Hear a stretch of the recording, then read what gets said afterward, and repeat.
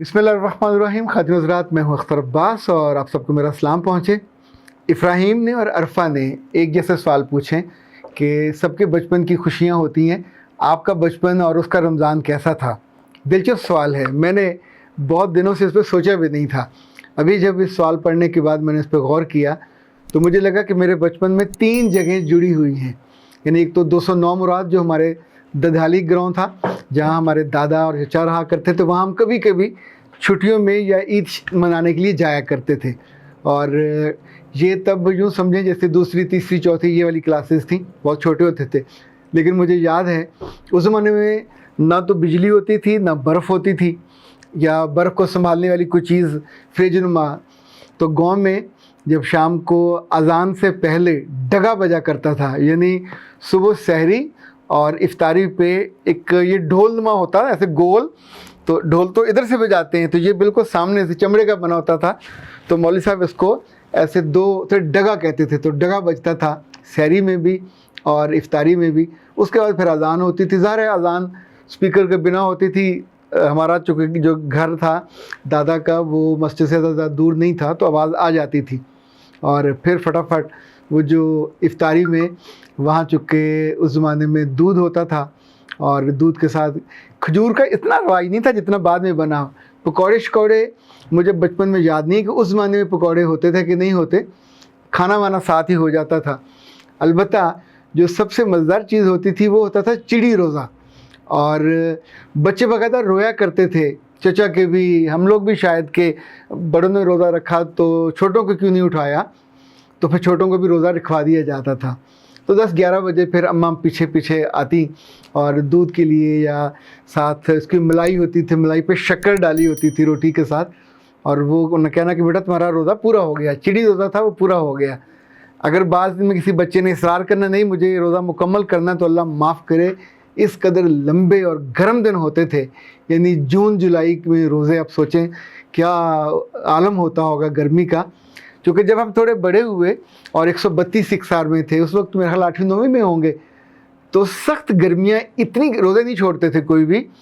तो अम्मा फिर ये करती थी कि जैसे ये बाल्टी और एक बड़ा टब होता है, तो उस ज़माने में बड़ा सा पतीला होता था, ये स्टील के होते थे जिसमें बोतलें बोतलें गर्म वो ठंडी की जाती हैं दोनों साइड। तो ये पानी से भर दिया जाता, उसमें बर्फ़ डाल दी जाती, और फिर उसमें हम 2 भाई हैं तो दोनों भाई टांगे डाल के तो कुर्सियों में बैठ जाते, और बीच बीच में जो टॉवल होता था उसको गीला करके थोड़ा सा वो करके तो सर पे ले लिया जाता। तो जितनी देर वो सर पे रहता थोड़ी ठंडक मिलती रहती। लेकिन अजीब बात ये है कि गांव में पूरी रमज़ान की शामों में, दोपहरों में किसी के घर चूल्हा नहीं जल सकता था। ये एक सोशल बाइंडिंग थी। हालांकि जो किसान आपको पता काम ज़्यादा करते हैं, मुशक्क़त वाला काम करते हैं, पर अल्लाह से जो उनकी जुड़त है वो शायद सबसे ज़्यादा तगड़ी और मुस्तहकम होती है। यानी रोज़ा रख के जाके खेतों में काम करना, चारा काटना, और जो जो फसलें चल रही होती हैं, सुहागा हाल उन दिनों सारा ये बैलों की मदद से होता था। पानी की बारी आती थी, पानी लगाना, पर किसी को हमने कभी गिला करते शिकवा करते नहीं देखा था। अलबत्ता एक बार मुझे याद है कि मस्जिद में नमाज में बूढ़े लोग बहुत ज़्यादा होते थे, यानी कम से कम 1.5-2 सफ़ें बन जाती थी, नौजवान कम होते थे।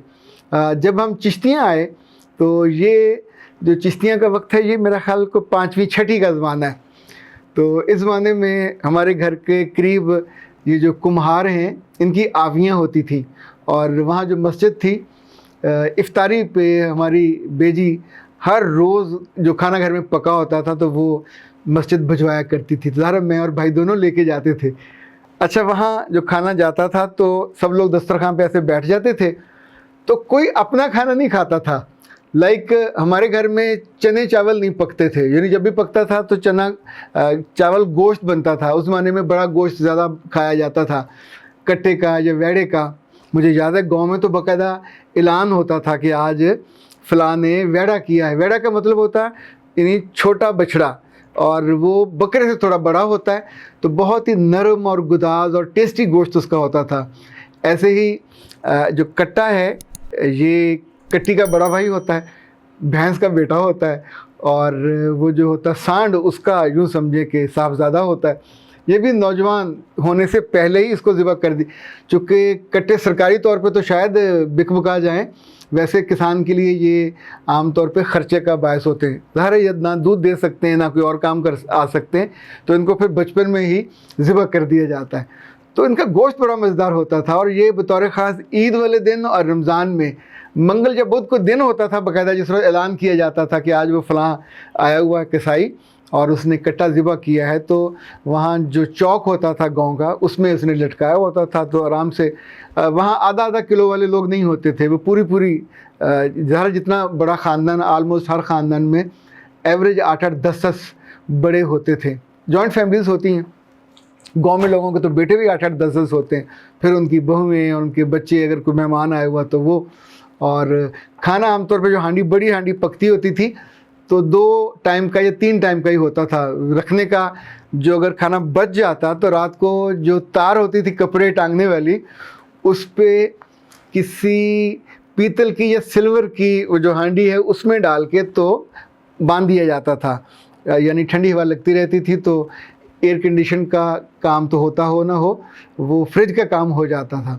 اور زمین پہ بھی رکھنے کے لیے ایک چھوٹی کنالی سی ہوتی تھی، اس کے بیچ میں بھی ایک گول سی، اور اس میں چاروں طرف پانی ڈالا جاتا تھا، اور وہ جو درمیان کا تھا اس پہ وہ ہانڈی رکھ دی جاتی تھی۔ یہ نہ سمجھے کہ وہ ٹھنڈک ہوتی تھی، بیسیکلی چیونٹیوں سے، کیڑیوں سے اور اس طرح کے جو ہوتے تھے حشرات و لرز، اس سے کھانے کو بچانے کا یہ بہترین طریقہ ہوتا تھا۔ ظاہر ہے وہ پانی میں اگر آتے تھے تو وہیں فوت ہو جاتے تھے، وہ کھانے کی ہانڈی کو ٹچ نہیں کر پاتے تھے۔ اچھا، ایک جو مزے کی بات ہے، آج کا بچے اس کو تصور بھی نہیں کر سکتے۔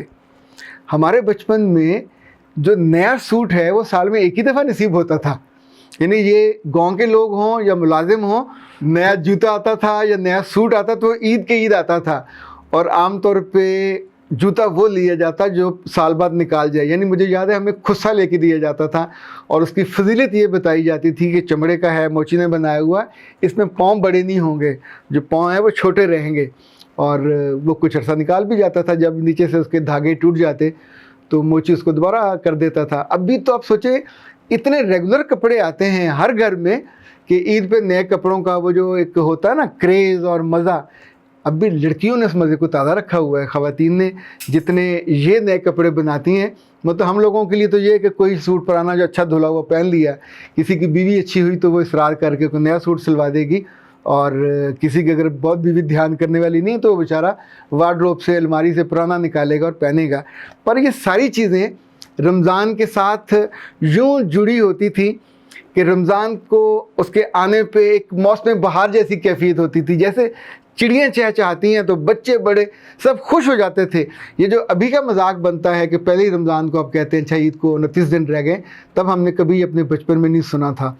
مسجد میں مجھے یاد ہے جب ہم کھانا وہ افطاری ہوتی تو ہمیشہ دوسروں کا کھانا ڈھونڈ کے کھایا جاتا، جس میں بڑے بڑے آلو ہوتے یا جس میں چنا چاول ہوتے، یعنی جو چیز آپ اپنے گھر میں نہیں بناتے آپ کو وہی عام طور پہ ہانٹ کرتی ہے۔ کچھ لوگ گڑ کے چاول بنا کے بھیجتے تھے۔ اچھا، یہ بریانی شرانی کا کبھی نام بھی نہیں سنا تھا، یہ تو بہت بعد کی پیداوار ہے۔ تب پلاؤ ہوتا تھا، چنا چاول ہوتے تھے، مٹر چاول ہوتے تھے، اور یا وہ جو ابلے ہوئے چاول ہوتے تھے وہ ہوتے تھے۔ عام طور پہ پلاؤ کو مہمانوں کے آنے پہ جو گوشت ہوتا ہے اس کی یخنی بنا کے اس میں سے بنایا جاتا تھا، بہت مزیدار بنتا تھا۔ عید پہ اور رمضان کے آخری ہفتے میں جو بہت مزے کا آئٹم ہوتا تھا وہ عزیزوں اور رشتہ داروں کے کارڈز، عید کارڈز ہوتے تھے۔ تو ہمارے ابا کو آتے تھے، ان کا بہت خوبصورت ہینڈ رائٹنگ تھا۔ ہم دونوں بھائیوں کے ہینڈ رائٹنگ بھی بہت اچھے تھے، ہم نے اپنے ابا سے سیکھے۔ ایک ان کے دوست تھے چشتیہ میں، وہ کیلی گرافر تھے اور پینٹر تھے، امین صاحب، ان کے پاس ہمیں 2-3 ماہ لگائے، ان سے اچھا ہینڈ رائٹنگ سیکھا۔ تو کارڈ بھیجے جاتے تھے، آتے تھے۔ ٹیلی فون بہت کم ہوتے تھے، اور لینڈ لائن ہوتی تھی اس پہ عزیزوں کے، پر وہ بھی بہت ریئر ہوتا تھا چونکہ بڑی مصیبت ہوتی تھی ٹرنک کال میں لانا۔ تو عام طور پہ خطوں کو اور ان کارڈز کو ہی مانا جاتا تھا۔ بہت کنجوس جو رشتہ دار ہوتے تھے وہ 10 پیسے کا ایک ہوتا تھا براؤن کلر کا کارڈ، وہ بھیجا جاتا تھا، اور وہ لفافے میں نہیں ہوتا تھا، وہ ننگا ہی ہوتا تھا، جو مرضی لکھا ہو۔ وہ ڈاکے بھی پڑھتے تھے، اور اس کے اندر اسی طرح خبریں موٹی موٹی ہوتی تھیں، بہت تفصیلات نہیں ہوتی تھیں۔ جن لوگوں کو لکھنا نہیں آتا تھا تو وہ ڈاکے سے وہ لکھواتے تھے کارڈ، اور وہ پھر پڑھ کے بھی ڈاکے ہی سناتا تھا۔ خواتین حضرات، آج کے بچوں کو ایک بات جو بہت عجیب سی لگے گی، تب عیدی نہیں دی جاتی تھی۔ कपड़ों को ही ईदी कहा जाता था, नए जूते लेके दिए वही ईदी है। जब थोड़े बड़े हुए, मेरा ख्याल 7वीं 8वीं में, तो तब हमें ईदी मिलने का रिवाज शुरू हुआ, 8 आने शुरू हुआ, फिर 1 रुपया शुरू हुआ, फिर हौले हौले जैसे अब हम खुद बड़े हुए, आज के बच्चे तो अपनी मन मर्जी की, यानी वो यहाँ अंगूठा रख के अगर उनको 1000 रुपया चाहिए तो लेना है। अच्छा, बीवियाँ भी अब 5000 से कम मानती नहीं हैं, और वैसे इसी लिहाज से तो वो ईदें ज़्यादा सस्ती भी थी, अच्छी भी थी, पर सहूलतें अब ज़्यादा हैं, खुशियाँ अब ज़्यादा हैं, नेमतें अब ज़्यादा हैं, या शायद ये कि अब हम नेमतें अपने बच्चों में और अपने प्यारों में तकसीम करने वाले ज़्यादा हैं। उस ज़माने में मैंने कम देखा जितना लोग अब अल्लाह के नाम पे लोगों पे रिज़्क़ को और राशन को तकसीम करते हैं, तोहफ़े देते हैं, कपड़े देते हैं। ये जैसे जैसे हमारे यहाँ माली आसूदगी आई है, लोगों के दिल बड़े हुए, मैं तो इस बात की गवाही देता हूँ। आई डोंट नो अब गांव में क्या होता है, पर शहरों में तो मैंने लोगों के खानों के मामले में, कपड़ों के मामले में, तकसीम के मामले में, चैरिटी के मामले में, आप सोचें कई 100 अरब की चैरिटी है, हम लोग ही करते हैं ना, चूँकि रब ने अब हमें हमारी नेमतों की जो मिकदार है वो बहुत ज़्यादा बढ़ा दी है। और मुझे लगता है कि हमारे घरों में हमारी माएँ, हमारी बीवियाँ, हमारी बेटियाँ, हमारी बहनें शायद अल्लाह का शुक्र ज़्यादा करती हैं। मर्दों का मैं साइड इसलिए नहीं ले रहा था कि आप फिर में से कुछ लोग जल जाते हैं, वैसे मर्द भी काफ़ी शुक्रगुजार होते हैं। सलामत रहिए, शुक्रगुजार रहिए, नेमतें बढ़ती रहती हैं, और फिर आने वाले बरसों में आप उनको याद करके, कंपैरिजन करके खुश होते हैं। अख्तर अब्बास को इजाज़त दीजिए। अस्सलाम वालेकुम।